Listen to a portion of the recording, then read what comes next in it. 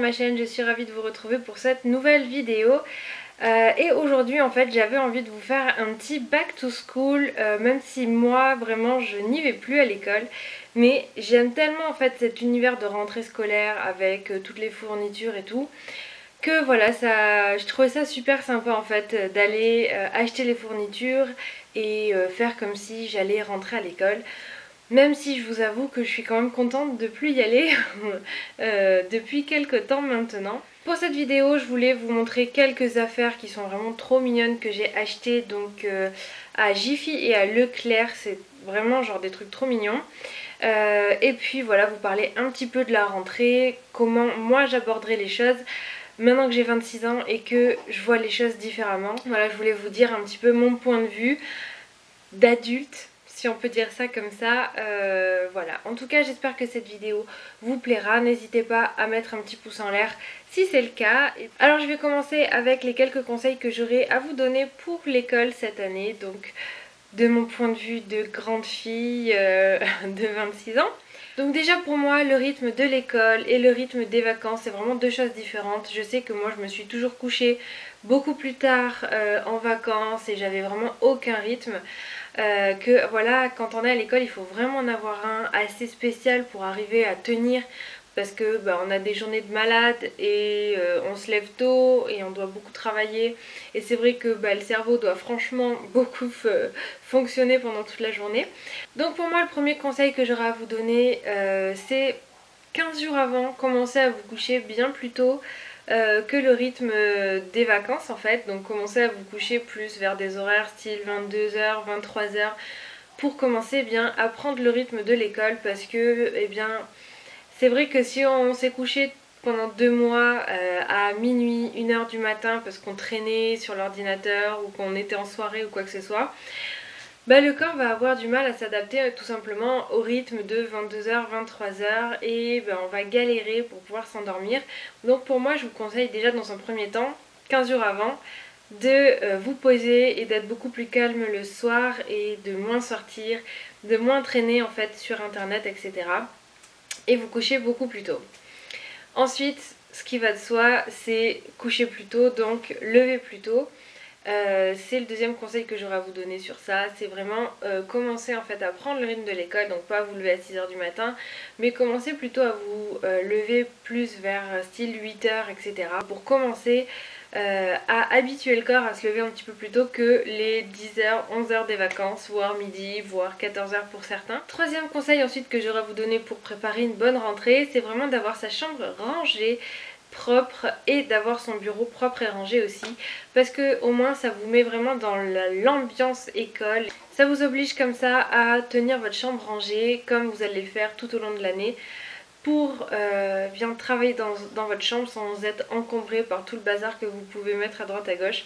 Donc voilà, d'avoir une chambre rangée et un bureau rangé, ça va vous permettre de mieux appréhender la rentrée des classes. Ensuite je voulais vous donner 2-3 conseils, donc vraiment par expérience par rapport au travail en fait. Même si pour les gens qui me connaissent ça va leur sembler une douce ironie ce que je vais dire, parce que voilà, j'ai pas du tout été un exemple parfait pour l'école, parce que bah voilà, j'étais un petit peu démotivée. Donc voilà, je sais que je suis pas un exemple à suivre, mais on apprend de ses erreurs, et je sais que voilà, je regrette certaines choses, je regrette certaines attitudes que j'ai pu avoir à l'école. Parce que c'est vrai que voilà, bah, je fais un métier qui me passionne aujourd'hui, mais il y a d'autres choses que j'aurais aimé faire et que bah, voilà, c'est pas possible parce que tout simplement j'ai pas assez travaillé à l'école. Donc voilà, l'autre métier en fait que j'aurais voulu faire, je vais vous le dire, hein, c'est vétérinaire, sauf que bah, j'ai fait un bac littéraire et je sais que bah, j'avais complètement les capacités pour faire des études de vétérinaire, sauf que bah, le manque de travail à l'école a fait que j'ai tout simplement pas pu, j'ai pas réfléchi avant à faire le bon cursus, et puis bon bah voilà, me diriger vers une école de vétérinaire. Donc voilà, c'est un petit peu mon regret aujourd'hui, et c'est pour ça qu'aujourd'hui je vous fais cette vidéo en vous donnant les conseils pour justement pas faire ce genre d'erreur et vraiment vous investir à fond pour pouvoir faire le métier que vous avez envie de faire plus tard, parce qu'il faut penser que ben voilà, on fait notre métier pendant 40 ans, donc C'est vraiment pas négligeable en fait. Je sais que c'est carrément pas cool de s'embêter la vie à travailler au collège, au lycée, à la fac ou quoi, mais voilà, c'est vraiment hyper utile.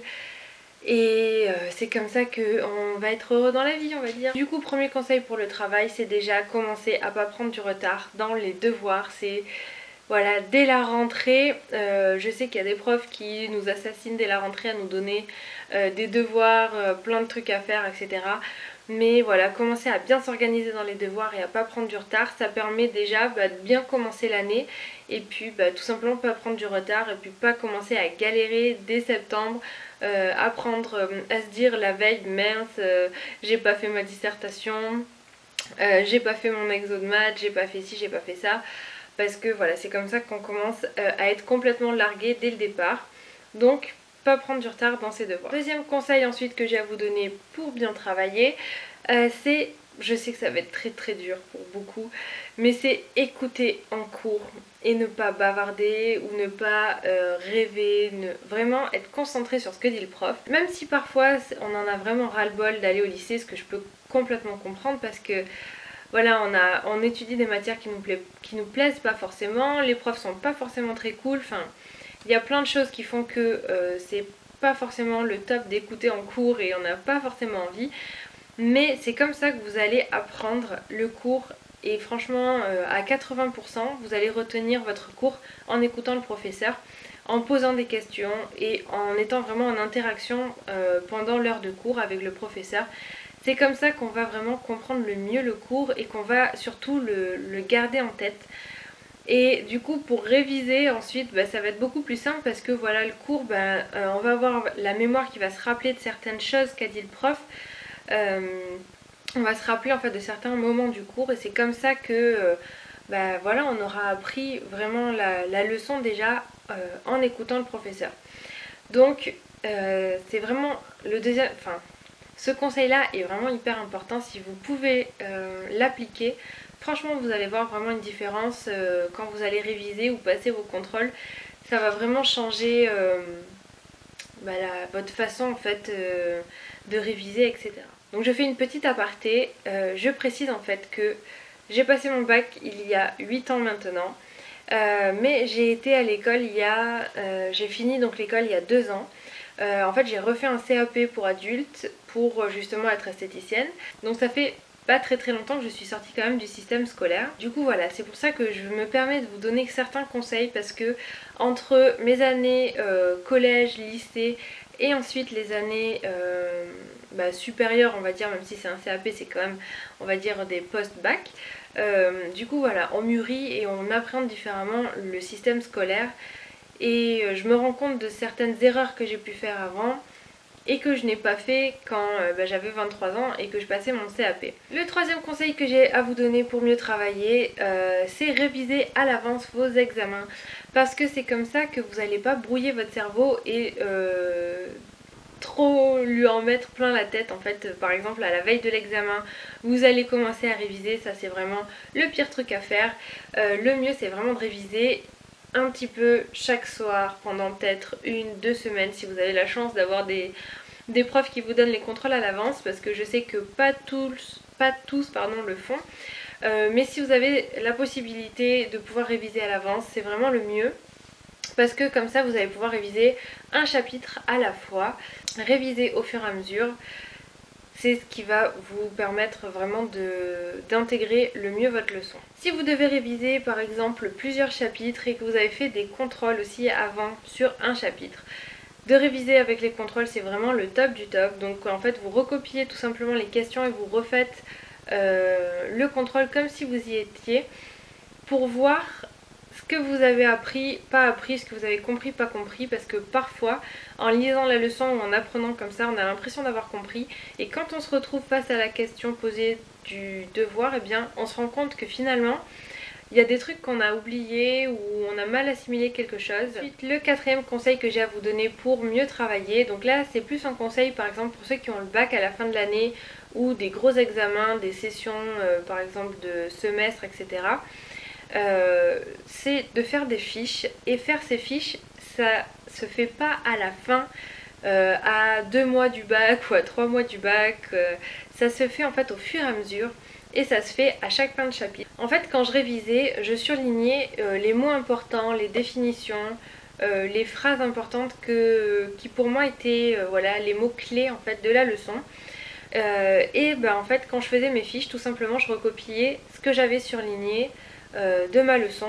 Et au moins en fait j'avais l'essentiel dans une fiche, parce que évidemment quand on fait des fiches on va pas recopier son cours, on va mettre vraiment une synthèse du cours. Quand généralement tout au long de l'année on a appris ces leçons, les fiches, ce qui est bien c'est que ça permet de remémorer tout simplement la leçon. Ça permet vraiment d'être bien organisé et de pas se dire mon dieu mais j'ai 3 tonnes de feuilles à apprendre et puis je vais pas m'en sortir parce que vous faites que lire et puis au final vous révisez pas.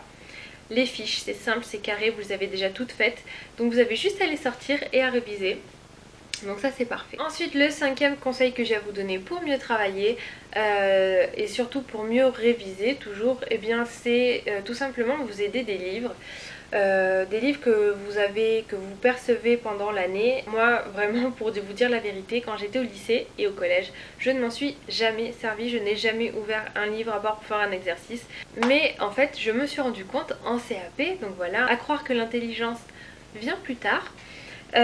Donc quand j'étais en CAP je me suis rendu compte que s'appuyer sur le livre quand on révisait c'était vraiment hyper utile, parce que tout simplement ça permettait de mieux comprendre le cours quand certaines fois on n'avait pas compris un truc. Voilà, c'est quelque chose que j'ai jamais fait avant et pourtant il y a certains cours que je comprenais rien du tout. Mais voilà, il ne me venait pas en tête d'ouvrir le livre pour pouvoir peut-être mieux comprendre. Parce que parfois, même si le livre ou le prof disent la même chose, enfin veulent en venir au même point, c'est expliqué de façon différente et parfois on comprend tout simplement mieux le livre que le professeur. Donc du coup voilà, ça permet vraiment parfois d'enrichir son cours ou de tout simplement mieux comprendre. Donc pensez aux livres de cours à les ouvrir pendant l'année au moins une fois. Voilà, donc comme vous avez pu le constater, j'ai pas été forcément une super bonne élève quand j'étais au lycée. Surtout au lycée parce qu'au collège je travaillais encore plutôt pas mal, et puis le collège ça reste encore facile. Quand on passe en seconde on se rend compte que le rythme de travail et puis les cours tout simplement c'est vraiment beaucoup plus difficile que le collège. Donc voilà, moi au lycée j'ai complètement jeté l'éponge, j'avais pu le constater, donc ne faites absolument pas la même erreur que moi.